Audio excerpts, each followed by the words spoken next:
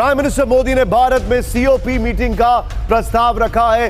आज मैं इस मंच से 2028 में COP33 में COP33 समिट को भारत में होस्ट करने का प्रस्ताव भी रखता हूं।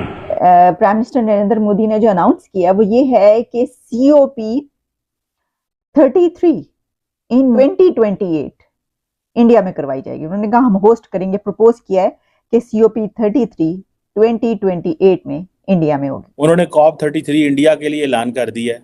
इसको जो है वो कैसे ये जो गेम है सारी नरेंद्र मोदी ने वहाँ पे की है कि COP33 भी लॉन्च कर दो, और वो उन्होंने जारी बात है ले जाना है। एक तो उन्होंने टाइम दिया है दुनिया को कि जी ठीक है पहले और मुल्क, ठीक है जी, फिर बाद में हमें। उन्होंने जब दुनिया में अगर इसके हवाले से डिस्कशन होनी है तो उन्होंने वोट भी ले लेना है। दादा मोदी जी, देखिए भारत का सौभाग्य है कि मोदी जी मिले हैं, ठीक है ना। मोदी जी भारत के लिए एक वरदान के रूप में आए हैं, क्योंकि लीडरशिप की हमें बहुत आवश्यकता थी जो भारत की बात करे। जालिमों मोदी छा गया है। मोदी सिर्फ आ ही नहीं रहा बल्कि मोदी छा गया है COP28 समिट में। सेंटर स्टेज पर जो लीडर नजर आया है वो नरेंद्र मोदी था। भाई मोदी साहब हर तरफ छाए हुए नजर आए हैं COP28 में। 33 वो कर सकते हैं, ठीक है जी, बट यहाँ पे आप सिर्फ उनकी नरेंद्र मोदी की जो पब्लिक डिप्लोमेसी है, मीडिया डिप्लोमेसी, हर लीडर से मिल रहे हैं, साथ उनकी टीम खड़ी हुई है, तस्वीरें बना रहे हैं, उससे वो कितनी स्पीड से पिक्चर्स वहाँ पे आ रही हैं, मोदी साहब ऐ कर रहे हैं, मोदी साहब वो कर रहे हैं। मैं कहता हूँ एक 73 ईयर्स ओल्ड का बंदा है जो कि UN में जाके वो जिसे कहते हैं ना उधर इस समिट में जाके सबसे एक्टिव है। जय हिंद दोस्तों, जब से नरेंद्र मोदी COP30 होस्ट में गए हुए हैं UAE के अंदर, तब से सब जगह जो है नरेंद्र मोदी की ही चर्चे हो रहे हैं। क्योंकि जिस तरीके से वहाँ पे गए हैं आपको देखकर ही मालूम होगा कि सबसे ज़्यादा एक्टिव जो है वो नरेंद्र मोदी ही दिख रहे हैं। क्योंकि पिक्चर के मामले में हर एक चीज़ बिल्कुल उनका फ़ोटो हर जगह जो है क्लिक हो रहा है, बहुत तेज़ी से वायरल हो रहा है, अपडेट हो रहा है लगातार। और इनकी चर्चा जो है पूरी दुनिया में हो रही हैं क्योंकि बहुत ही ज़्यादा जो है इस समय नाम जो है नरेंद्र मोदी जी का चल रहा है।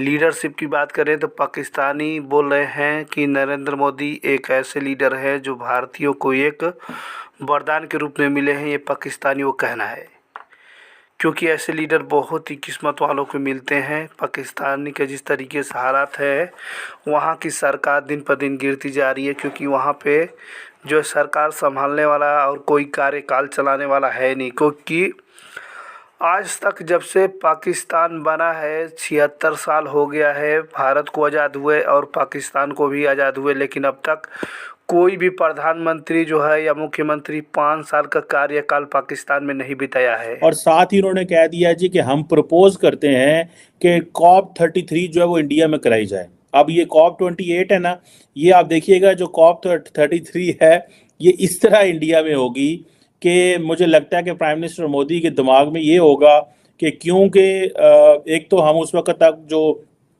कार्बन एमिशंस के हवाले से कोई ना कोई माइलस्टोन अचीव कर लेंगे और कहेंगे जी हम जो है वो हमने ये किया। प्लस क्योंकि अगले साल ये जो इलेक्शन हो रहे हैं इंडिया में, तो वो जब ख़त्म होंगे तो उनसे पहले एक ये ग्लोबल समिट अगर let's say prime minister Modi 2024 में बन जाते हैं, ठीक है जी, तो 2000 अगर आप कैलकुलेट करें इसको तो 2029 तक ये रहते हैं, ठीक है। और अभी COP28 यहाँ पे हो रही है। सो COP29, COP30, COP31, 32, 33 सेम उस वक्त जो प्राइम मिनिस्टर मोदी का आखिरी साल होगा अगर वो इलेक्शन जीतता है अगला।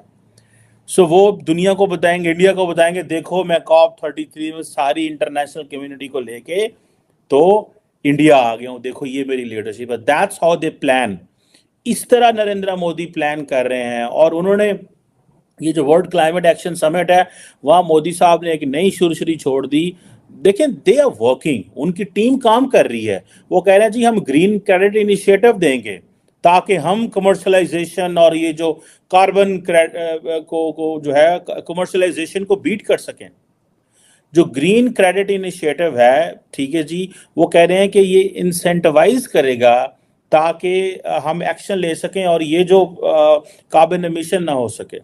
और market based mechanism, green credit. अब ग्रीन क्रेडिट इनिशिएटिव यही है, कर्जे कुर्जे ही होंगे कि मतलब द रिच पीपल शुड, जैसे वो पाकिस्तान ने जिसे वो कहते हैं ना किया हुआ है उसका एनवायरनमेंट के हवाले से, वो जो फंड का था वो पाकिस्तान का आइडिया था, ठीक है जी। पाकिस्तान ने भी इस हवाले से, जारी बात है वहाँ पे जिसे वो कहते हैं ना, हमने तो लॉस एंड डैमेज फंड की बात की थी, और इसमें हमारा मौक़िफ़ तो यही है कि भाई हमें जो हम बड़े अफेक्टेड हैं, ठीक है जी। तो ये चीज़ें हैं। अब पाकिस्तान के पास क्या है, पाकिस्तान कह रहा है जी कि हमने 400 मिलियन की हमें प्लेजेस हुई हैं, ठीक है जी, और क्लाइमेट फाइनेंस के हवाले से।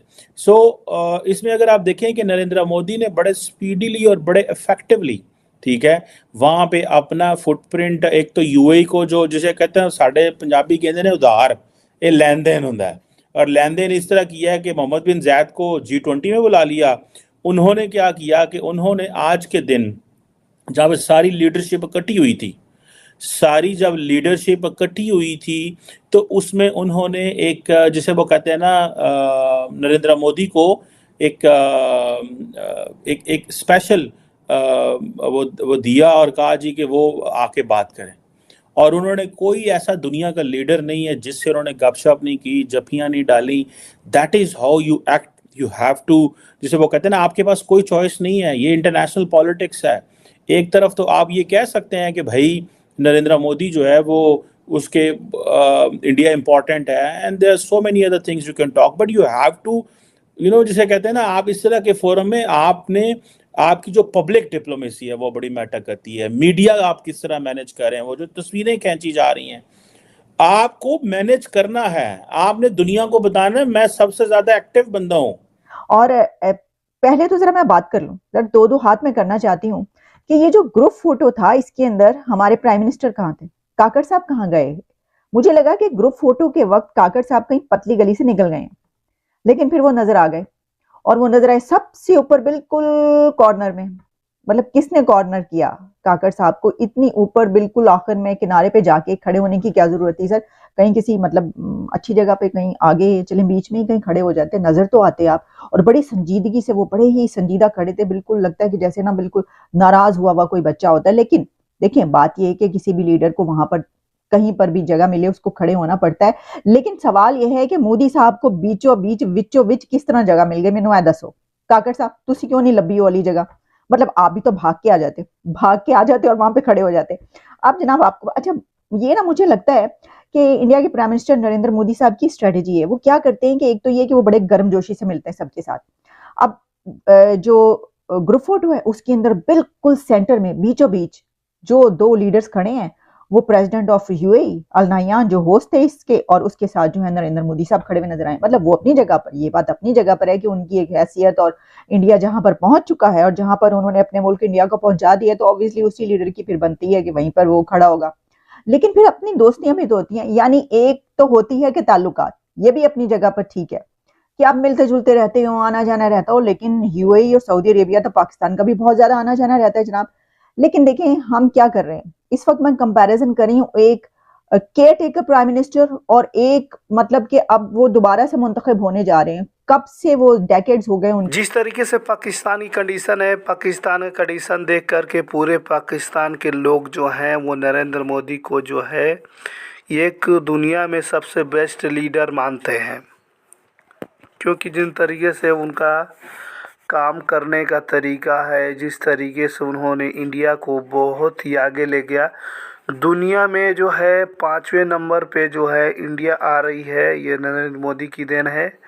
और एग्जिट पोल का भी नतीजा आ चुका है। इस तरीके से जो पाकिस्तानी और भी ज़्यादा कुछ परेशान नज़र आएंगे, क्योंकि एग्जिट पोल के नतीजे में यह दिखा रहा है कि 100% में 100% जो है नरेंद्र मोदी जी का जो है सरकार फिर से 2024 में बनने वाली है। ये भी दिखा रहा है। इस बात को लेकर के पूरे पाकिस्तान मीडिया में खूब चर्चा चल रहा है कि अगर 2024 में फिर से नरेंद्र मोदी जी प्रधानमंत्री के रूप में आए तो फिर पाकिस्तान का क्या होगा। इस बात को लेकर के पाकिस्तान के अंदर जो है, पाकिस्तानियों के अंदर पूरा डर का खौफ जो है छाया हुआ है। इसी बात को लेकर के बहुत ही ज़्यादा परेशान नज़र आ रहे हैं जिस तरीके से एग्जिट पोल का नतीजा निकला हुआ है।